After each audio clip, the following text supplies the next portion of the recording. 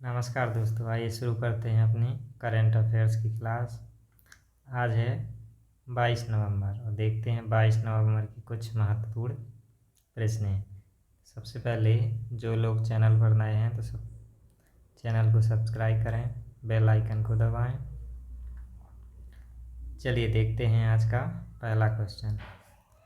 प्रश्न 1 है, भारत के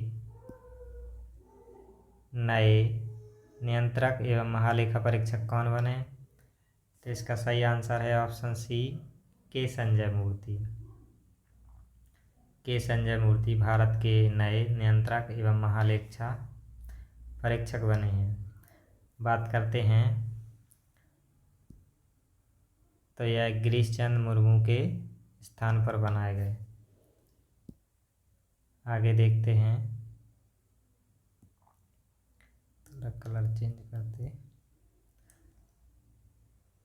अभी भारत के नए नियंत्रक एवं महालेखा परीक्षक कौन बने? तो संजय मूर्ति बने हैं। किसके स्थान पर बने? गिरीश चंद्र मुर्मू के स्थान पर बनाए गए। अब बात करते हैं CAG की, नियंत्रक एवं महालेखा परीक्षक की। तो इसका फुल फॉर्म होता है controller and auditor general of India, जिसकी नियुक्ति अनुच्छेद 148 में होती है। और इसका वर्णन की बात करें अगर, तो इसका वर्णन है अनुच्छेद 148 से 151 तक। अनुच्छेद में इसका वर्णन है। नियुक्ति की बात करते तो 148 में होती है। नियुक्ति कौन करता है? तो भारत का राष्ट्रपति करता है। और हटाता भी कौन है? अगर हटाने की बात करते हैं, अगर हटाने की बात करें तो हटाएगा भी कौन? भारत का राष्ट्रपति यानी प्रेसिडेंट। कार्यकाल की बात करें तो कार्यकाल 6 वर्ष का होता है या 65 वर्ष की उम्र हो जाए, जो भी पहले हो जाए। या इनका कार्यकाल 6 वर्ष का हो जाता है या उनकी उम्र 65 वर्ष हो जाती है। अब इनके कार्य की बात करें तो इनका कार्य है केंद्र और राज्यों के वित्तीय प्रणाली को नियंत्रण करना। अब बात करते हैं पहले CAG की, यानी पहले नियंत्रक एवं महालेखा परीक्षक कौन थे? तो वो थे V नरहरि राव थे। क्या की बात करें तो controller and auditor general of India इसकी फुल फॉर्म है। तो सबसे पहले देखते हैं अनुच्छेद कौन सा है इसका, तो 148 है। फुल फॉर्म की बात करते हैं तो ये है CAG की। अब बात करते हैं नियुक्ति, तो नियुक्ति कौन करेगा? प्रेसिडेंट करेंगे। और हटाएंगे भी कौन? प्रेसिडेंट ही हटाएंगे। कार्यकाल की बात करते हैं तो कार्यकाल 6 वर्ष या 65 वर्ष, जो भी पहले होता है। तो ये महत्वपूर्ण क्वेश्चन है जो परीक्षा में पूछे जाते हैं। अब देखते हैं कुछ महत्वपूर्ण नियुक्तियां जो हाल ही में हुई। तो बात करें 51वें चीफ जस्टिस ऑफ इंडिया कौन बने? तो जस्टिस संजीव खन्ना बने। अटॉर्नी जनरल ऑफ इंडिया कौन बने? तो R वेंकटरमन बने। सॉलिसिटर जनरल ऑफ इंडिया की बात करें तो तुषार मेहता हैं। NGT के अध्यक्ष की बात करें तो प्रकाश श्रीवास्तव हैं। कैबिनेट सचिव की बात करें तो TV सोमनाथन हैं। इधर एक शब्द आया है NGT, तो NGT की बात करते हैं तो NGT इसका फुल फॉर्म होता है नेशनल ग्रीन ट्रिब्यूनल, राष्ट्रीय हरित प्राधिकरण। ये वनों से संबंधित न्यायालय होता है। आगे बात करते हैं प्रश्न नंबर 2 की। तो किस देश में जनमत संग्रह द्वारा नए संविधान को मंजूरी मिली?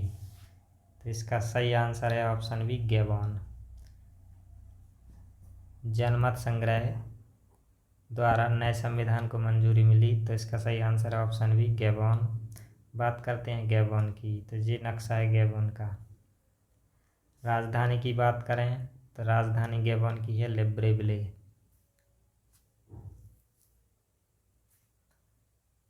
अब इसमें देखें अगर तो इसके उत्तर में कैमरून देश भी है। नीचे देखें अगर तो रिपब्लिक ऑफ द कॉन्गो यानी कॉन्गो गणराज्य भी है दक्षिण में। आगे देखते हैं तो राजधानी देखें गैब्रोन की तो लिब्रेविले है। मूल निवासी की बात करें तो पिग्मी यहाँ के मूल निवासी है। भाषा की बात करते हैं तो भाषा फ्रेंच है। एक बात और है कि जी ओपेक का सदस्य देश है।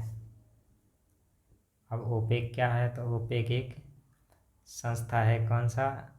ऑर्गेनाइजेशन ऑफ पेट्रोलियम एक्सपोर्टेज कंट्रीज, यानी जो पेट्रोल का निर्यातक देशों का संगठन है जो दूसरे देशों को पेट्रोल भेजते, उनका एक संगठन है ओपेक। और ओपेक की स्थापना कब हुई थी तो 1960 में हुई थी। कहाँ हुई थी तो बगदाद में हुई थी। बगदाद में स्थापना हुई थी और इसका हेडक्वार्टर है वियना में। वियना कहाँ है तो ये ऑस्ट्रिया की राजधानी होती है। ऑस्ट्रिया, ऑस्ट्रेलिया नहीं ऑस्ट्रिया। सदस्य देश देखें अगर ओपेक में तो 12 हैं। अब बात करते हैं कोलंबिया। कोलंबिया की राजधानी देखें तो बागोटा है। सूडान की राजधानी देखें तो खार्तूम है। कंबोडिया की राजधानी देखें तो नोम पेन है। अब देखते हैं क्वेश्चन नंबर 3। हाल ही में किस राज्य में आर्टिफिशियल इंटेलिजेंस यानी एआई सलाहकार परिषद की स्थापना की गई? तो सबसे महत्वपूर्ण शब्द है अपना एआई। तो एआई की फुल फॉर्म देखें तो आर्टिफिशियल इंटेलिजेंस है। अब किस राज्य में इसकी सलाहकार परिषद की स्थापना की गई तो ऑप्शन सी है इसका तेलंगाना। आगे देखते हैं एआई इस समय बहुत प्रसिद्ध है। एआई के द्वारा कुछ ऐसे जो एआई से संबंधित प्रश्न हैं। एआई द्वारा यातायात प्रबंधन यानी कि ट्रैफिक मैनेजमेंट करने वाला पहला राज्य है तो वो है सिक्किम। रोबोट द्वारा यातायात नियंत्रक यानी ट्रैफिक कंट्रोल रोबोट के द्वारा पहला शहर इंदौर है। ये बात 2018-19 की है। पहला एआई इंजीनियर की बात करें तो डेविन एआई, ये ध्यान रखना डेविन एआई। अब जनरेशन एआई इनोवेशन में भारत का 5वां स्थान है। पहला स्थान किसका है? चीन का है। ये एक रैंक होती है जनरेशन एआई इनोवेशन। भारत का कौन सा स्थान है तो भारत का 5वां स्थान है। पहला स्थान किसका है तो चीन का है। स्कूली पाठ्यक्रम में एआई शामिल करने वाला पहला राज्य है केरल है। नहीं, बच्चों के स्कूल में भी अब एआई से संबंधित पढ़ाया जाएगा तो कौन सा राज्य है? केरल है। फादर ऑफ एआई यानी एआई का जो जन्मदाता या पिता कहें तो कौन है? John McCarthy. आगे देखते हैं अब क्वेश्चन नंबर 4 देखते हैं। इंटरपोल के नए महासचिव कौन बने? सबसे पहले देखें इंटरपोल एक अंतर्राष्ट्रीय संगठन है जिसके महासचिव कौन बने तो बालदेली ओर्किडा। अब इंटरपोल की बात करें तो इंटरपोल की स्थापना देखें तो 1923 में हुई थी। 196 में देश हैं। हेडक्वार्टर की बात करें तो फ्रांस के लियोन शहर में है। इंटरपोल की बात करें तो ये होता है एक अंतर्राष्ट्रीय पुलिस संगठन होता है यानी the international criminal police organisation इसकी फुल फॉर्म है। अंतर्राष्ट्रीय पुलिस संगठन है जिसका मुख्य उद्देश्य है दुनिया में शांति बनाए रखना। इसकी स्थापना की बात करें तो 1923 में। सदस्य देशों की बात करें तो 196 है। हेडक्वार्टर की बात करें तो फ्रांस के लियोन में है। महासचिव अभी कौन बने तो बालदेजी ओर्किडा। फुल फॉर्म भी ध्यान रखना, the international criminal police organisation. अब बात करते हैं क्वेश्चन नंबर 5 की तरफ। तो प्रधानमंत्री मोदी किस देश दक्षिण अमेरिकी देश, यानी कौन सा देश है ये? दक्षिण अमेरिकी है। दक्षिण अमेरिका मतलब महाद्वीप, दक्षिण अमेरिकी महाद्वीप में पड़ता है। देश की यात्रा करने वाले पहले प्रधानमंत्री हैं। तो ये देश है ऑप्शन सी गुआना। अभी पीछे देखा था गैबॉन, गैबॉन में क्या हुआ? नया संविधान को मंजूरी मिली। अभी बात करते हैं गुआना की। तो ये है गुआना का नक्शा। इसकी राजधानी की बात करें तो ये है जॉर्ज टाउन। बात करें तो इसके पूरब में सूरीनाम देश है, पश्चिम में वेनेजुएला देश है, ब्राज़ील भी है, इधर उत्तर पूरब में अटलांटिक महासागर है।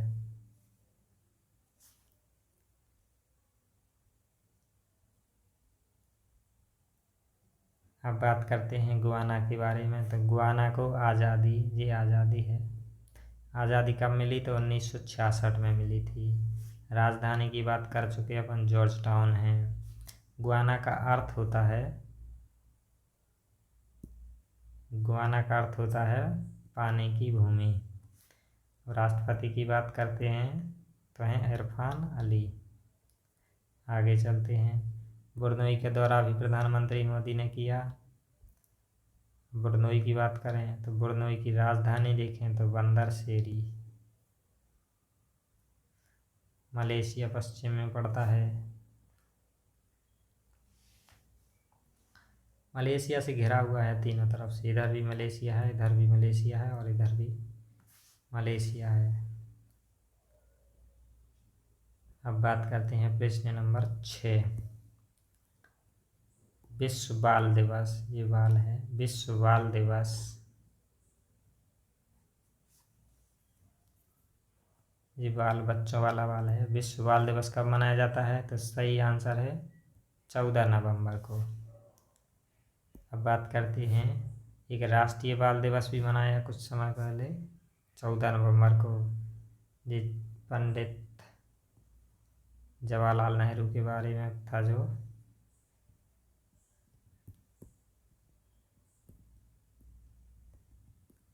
बाल दिवस मनाया जाता है, चिल्ड्रन डे। राष्ट्रीय बाल दिवस कब? तो 14 नवंबर को। विश्व बाल दिवस कब मनाया जाता है? तो 20 नवंबर को। बात करते हैं, ये तो हो गया अपना राष्ट्रीय बाल दिवस।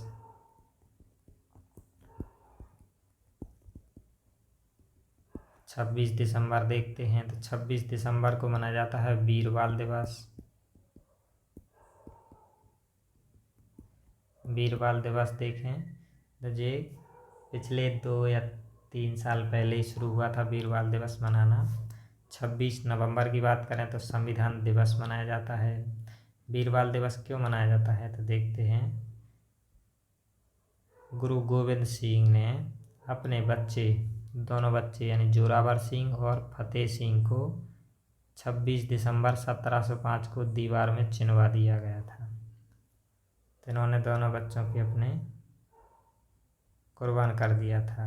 मोदी सरकार ने गुरु गोविंद सिंह के छोटे शहजादियों को शहादत के यादगार बनाने के लिए यह फैसला लिया था कि 26 दिसंबर को वीर बाल दिवस मनाया जाएगा। चलिए, ये आज का लास्ट क्वेश्चन था। अगर क्लास पसंद आई हो तो क्लास को लाइक करें, वीडियो को शेयर करें, कमेंट करके अपनी राय बताएं और नए हैं तो चैनल को सब्सक्राइब भी करें। Thank you. मिलते हैं अगली क्लास में, तब तक के लिए आप सभी का बहुत बहुत धन्यवाद।